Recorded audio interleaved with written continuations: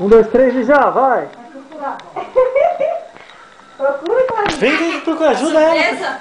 Ajuda ela a procurar. Vê se tá perto. O meu da Ai, achou um?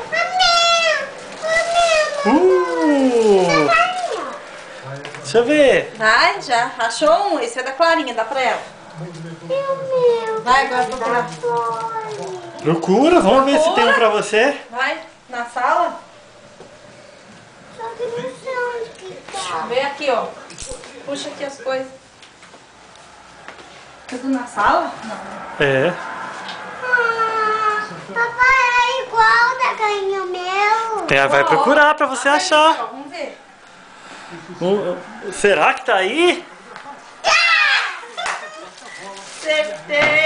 Acertei. E o da mamãe? Tem que ajudar o da mamãe agora. Da mamãe, ó. Vou dar uma dica. Não tá na sala. É da mamãe. Eu acho que tá. Então ajuda ela a procurar. Vê se tá lá. Vê se tá no banheiro. Ajuda a mamãe, vê se tá no banheiro. Vai ver. Procura. Ai, acha um ovo pra mim, por favor. Papai acha. Procura aí. Deixa eu segurar o seu, vai procurar o meu, por favor. Vai, Clarinha, vai procurar pra mamãe.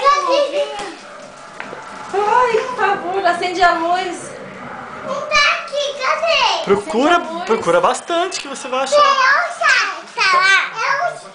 Vê se tá dentro da paz, tá embaixo da pia lá. Acende a luz. Por favor, eu quero também. Vai ajudar a Clarinha, a mamãe, a baixar o dela, coitadinha. Ai, Carol, procura. Vem do box. Vem do box.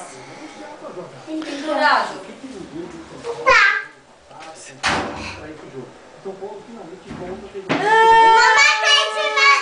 tá em cima do canto. Vem cá. Cadê? Achou. Achou meu ovo? Cadê? Oxi, cadê? Lá em cima. Eu não tô vendo. Lá, mamãe. Cadê, Clarinha? Ai,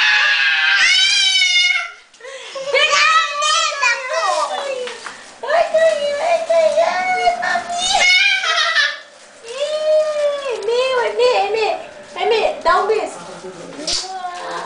Faz bicão pra câmera. Vamos abrir o ovo então. Ah, no meu não vou abrir, não.